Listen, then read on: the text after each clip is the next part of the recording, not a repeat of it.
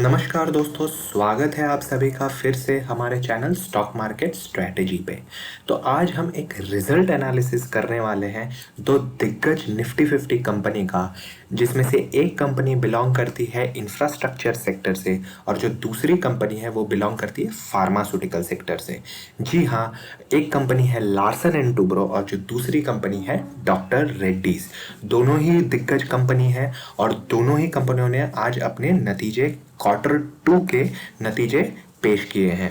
तो हम ये वीडियो में देखेंगे कि इनके Q2 के नतीजे कैसे रहे हैं। हम एक ओवरव्यू लेंगे कि इनका जो सीक्वेंशियल क्वार्टर एंड क्वार्टर कैसा परफॉर्मेंस रहा है, ईयर ऑन ईयर कैसा परफॉर्मेंस रहा है, उसके बारे में भी हम बात करेंगे। और हम देखेंगे कि आगे की रणनीति आपकी इन स्टॉक्स में क्या होनी चाहिए। मतलब क्या कल जब खुलेंगे मार्केट्स खुलेंगे तब क्या गिरावट देखने को मिलेगी, क्या बढ़त देखने को मिलेगी, हम उसके बारे में भी चर्चा करेंगे। लेकिन उससे पहले अगर आपने अभी तक हमारा चैनल सब्सक्राइब नहीं किया हो तो चैनल को सब्सक्राइब ज़रूर करें। तो चलिए सबसे पहले डिस्कस कर लेते हैं लार्सन एंड टुब्रो के नतीजे कैसे रहे हैं। Larsen and Toubro, the engineering and infrastructure major, reported consolidated profit at rupees 5520 crore in Q2 FY21, a jump of 118% compared to the year ago period due to the divestment of electrical and automation business। तो यहाँ पे जो big jump देख रहे हैं इनके जो net profit आया है कंसोलिडेटेड, तो वो क्यों हुआ है? क्योंकि एक तरह से ये जो अपना इलेक्ट्रिकल और ऑटोमेशन का जो बिजनेस था इनका, वो एक तरह से इन्होंने बेचा है। किसने बेचा है? तो स्नाइडर इलेक्ट्रिक। ये भी एक काफ़ी शानदार कंपनी है स्नाइडर इलेक्ट्रिक, जो इलेक्ट्रिकल कंपोनेंट्स बनाती है एक तरह से। तो उनको ये पूरा जो इनका जो बिजनेस है इलेक्ट्रिकल एंड ऑटोमेशन का, वो इनको बेच दिया है इन्हें। इसलिए आपको यहाँ पे काफ़ी अच्छी बढ़त यहाँ पे आपको देखने को मिल रही है।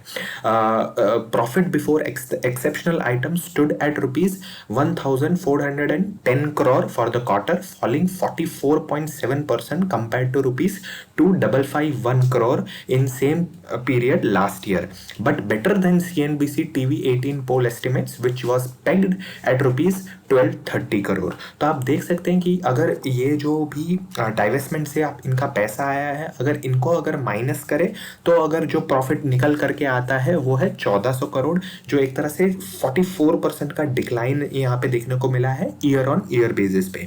बट इट वाज मतलब एक तरह से बीट किया है एस्टिमेट्स को, जो CNBC ने एक तरह से जो एस्टिमेट्स लगाए थे उनको बीट किया है। Company recorded consolidated gross revenues of rupees 31,000 crore for the quarter ended September 2020, declining 12% year on year due to the lingering impact of the pandemic during the quarter under review, company said in its BSE filing। तो आप यहाँ देख सकते हैं कि year on year जो revenue है इनका, ओवरऑल कंसोलिडेटेड रेवेन्यू में भी यहाँ पे डिक्लाइन देखने को मिला है 12% का। ये चीज़ पे आप गौर कीजिएगा, due to the lingering impact. Lingering impact होता है यानी अभी भी जो इम्पैक्ट बना हुआ है ये कोविड पेंडेमिक का, अभी भी कहीं ना कहीं ये इम्पैक्ट बना हुआ है, उस वजह से हमें ये डिक्लाइन यहाँ देखने को मिला है। ड्यूरिंग द क्वार्टर, यानी जो ये क्वार्टर है Q2 में, with the labour at various project sites reaching near pre Covid levels, यानी जो भी इनका लेबर है वो ऑलमोस्ट जो प्री कोविड कोविड के पहले जो लेबर था इनका, ओवरऑल मैन पावर जो था वो ऑलमोस्ट प्री कोविड लेवल्स पे पहुंच चुका है। The business saw a pickup in execution momentum compared to Q1 FY21 and achieved a sequential growth of 46%। तो इट्स ऑब्वियस, लॉकडाउन खुला था, अनलॉक हुआ और उसमें काफ़ी कुछ शुरुआत हो चुकी थी, तो यहाँ पे हमको डेफिनेटली पिकअप देखने को मिला था इनके भी प्रोजेक्ट्स में। तो आप देख सकते हैं यहाँ पे 46% सिक्वेंशियल बेसिस पे, यानी क्वार्टर एंड क्वार्टर बेसिस पे Q1 के कंपैरिजन में यहाँ पे हमको बढ़त देखने को मिली है। L&T bagged orders worth rupees almost 28,000 crore at the group level during the quarter, registering a sequential improvement of 19% over the previous quarter। यानी जो Q1 FY21 में इनको जो ऑर्डर्स मिले थे उसके कंपैरिजन में 19% की यहाँ पे बढ़त देखने को मिली है। ऑर्डर ऑर्डर के टर्म्स में, यानी जो इनको ऑर्डर्स मिले, प्रोजेक्ट्स मिले, उसके टर्म्स से। But there was a decline of 42% from the previous year on account of deferment of award decisions largely cause by the pandemic. यहाँ आप गौर कीजिएगा, डिफरमेंट ऑफ अवार्ड डिसीजंस, यानी जो भी इनको अवार्ड दिए गए थे वो वापस ले लिए गए थे because of this pandemic, Covid pandemic. तो ये यहाँ पे बहुत बड़ी बात यहाँ पे लिखी है कि यहाँ पे 42% का डिक्लाइन देखने को मिला था इनके ऑर्डर बुक में, क्योंकि जो भी ऑर्डर दिए गए थे वो वापस ले लिए गए थे। अगर कंपनी की बात करें, कंपनी काफ़ी दिग्गज है, शानदार है, बहुत पुरानी कंपनी है, एक तरह से ब्रांड है इंफ्रास्ट्रक्चर सेक्टर का। अगर लास्ट ट्रेडेड प्राइस के बारे में बात करें तो 983 है आज का लास्ट ट्रेडेड प्राइस। देखिए पिछले अगर आप 10-15 दिन की बात करें तो काफ़ी रनअप ऑलरेडी दे चुकी है कंपनी। इनका स्टॉक प्राइस की बात करें तो ऑलमोस्ट 100 पॉइंट्स यहाँ पे बढ़ चुका है। मेरे हिसाब से कल जब मार्केट्स खुलेंगे तो हल्की सी गिरावट यहाँ पे देखने को मिल सकती है मेरे हिसाब से, in my opinion. But this is stock market, we never know. अगर डिक्लाइन आता है तो आप तुरंत के तुरंत इसको ग्रैब ना कीजिए, मे बी और डिक्लाइन आएगा उसमें। आप बाय ऑन डिप्स करें, पूरा का पूरा माल आप एक साथ ना खरीदे और बाय ऑन डिप्स करते चले, बिकॉज फॉर द और लॉन्ग टर्म के लिए आप इन्वेस्टमेंट का सोचे लार्सन एंड टुब्रो जैसी कंपनी में। तो चलिए अब एनालिसिस कर लेते हैं जो डॉक्टर रेड्डीज के जो नतीजे इन्होंने, डॉक्टर रेड्डीज ने जो नतीजे पेश किए उसके बारे में डिस्कस कर लेते हैं। तो डॉक्टर रेड्डीज ने भी आज अपने Q2 FY21 के रिजल्ट्स पेश किए हैं। Pharma major doctor Reddy's on October 28 reported a 30% year on year decline in consolidated profit in the September quarter. यानी जो इनके नतीजे आए थे सितंबर यानी Q2 FY20 में, उसके कंपैरिजन में जो अभी नतीजा है उसमें 30% की यहाँ पे डिक्लाइन देखने को मिली है। तो अब यहाँ समझ लेते हैं ये डिक्लाइन इतनी बड़ी है क्यों। The companies consolidated profit declined to rupees 762 crore from rupees 1092 crore in year ago period but increased 32% sequentially। तो यहाँ पे जो आप डिक्लाइन देख रहे हैं, एक्चुअली इनको क्या हुआ था पिछले क्वार्टर में यानी Q2 FY20 में इनको कुछ एक टैक्स क्रेडिट मिला था। उस टैक्स क्रेडिट के चलते आप देख रहे हैं कि यहाँ पे जो उनका पिछले साल का जो आई मीन नेट प्रॉफिट था वो बढ़ के था। तो इस वजह से जो यहाँ पे आपको डिक्लाइन देखने को मिल रहा है। बट अगर क्वार्टर एंड क्वार्टर कंपेयर करें तो काफ़ी शानदार बढ़त देखने को मिली है, which is 32% sequentially, yani quarter and quarter. The year on year decline was higher than CNBC 18 poll estimate of rupees 646 crore, यानी वो भी एक तरह से CNBC के जो estimates थे उसको बीट किया है। Consolidated revenue during the quarter increased 2% to rupees 4896 crore year on year as there was proprietary products out licensing income in Q2 FY20। यानी ये क्या होता है प्रोप्राइटरी प्रोडक्ट्स, यानी जो इनके खुद के प्रोडक्ट्स है, जो एक तरह से इनके ब्रांड है, उनको एक तरह से उनको बाहर बेचने का एक तरह से इनके पास लाइसेंस मिल गया था।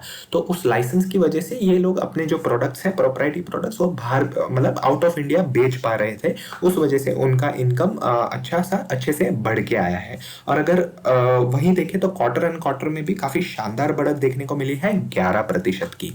द ग्लोबल जेनेरिक्स बिजनेस एक तरह से होता है एक तरह से आप कह सकते हैं कॉपी पेस्ट बिजनेस, यानी कोई भी एक बिग फार्मा कंपनी ने सपोज एक दवाई बनाई है, एक मेडिसिन बनाई है अपने ब्रांड नेम के अंदर, बट ये लोकल कंपनीज क्या करती है जनरली सेम दवाइयाँ बनाती है बट दूसरे नाम से यहाँ बेचते हैं। पूरे प्रोडक्ट्स जो इनके भी इंग्रेडिएंट्स जो भी कुछ रहता है पूरा प्रोसेस सेम रहता है बट एक दूसरे नाम से यहाँ पे बना के वो लोग बेचते हैं, डॉक्टर रेड्डीज जैसी कंपनी या दीवीज जैसी company.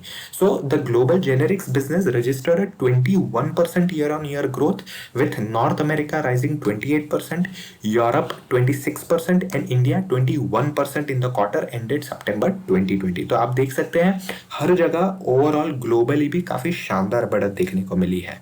India business grew primarily on account of revenues from the acquired business of Wockhardt, यानी एक कुछ बिजनेस जो है या कुछ प्रोडक्ट्स जो है वो वॉकहार्ड की एक्वायर की थी, वहां से एक बढ़त देखने को मिला है। And contribution from new products including the Avigan, favipiravir and remdesivir launch for the treatment of COVID. तो हाल ही में 2-3 महीने पहले ये जो रेमडेसिविर का जो पूरा माहौल चल रहा था, हर एक कंपनी बना रही थी, तो doctor Reddy was also one of the companies which launch remdesivir. तो उस वजह से भी काफ़ी शानदार यहाँ पे इंडिया में भी काफ़ी शानदार बिजनेस इनका रहा है। अगर लास्ट ट्रेडेड प्राइस देखें तो 4951 थे, मार्केट आवर्स में इनके नतीजे आए थे और एक तरह से प्रॉफिट बुकिंग हमको देखने को मिली थी यहाँ पे भी।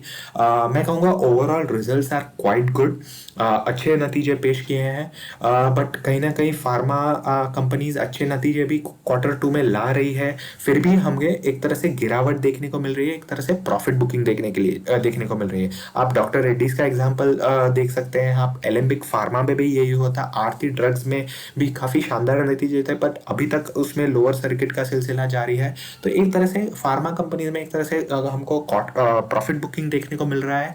ये प्रॉफिट बुकिंग में भी अभी थोड़े टाइम के लिए और जारी रह सकता है।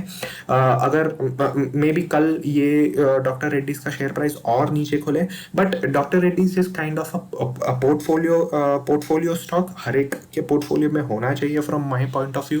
आप ये लेवल पे खरीदे, आप बाय ऑन डिप्स भी करते चले, बट ये आप इंश्योर करें कि पूरा माल एक साथ ना खरीदे, बाय ऑन डिप्स करें, पूरा माल एक साथ ना खरीदे और लॉन्ग टर्म इन्वेस्टमेंट की सोचे। तो ये थी मेरी राय और ये था मेरा एनालिसिस इन दोनों कंपनियों का। कोई भी निवेश करने से पहले आप अपनी स्टडी करें, आप अपनी एनालिसिस करें, फिर ही किसी भी प्रकार का आप डिसीजन लें, क्योंकि पैसा अल्टीमेटली आपका है। वीडियो अच्छा लगा हो तो वीडियो को लाइक करें and stay tuned for more such analysis with stock market strategy.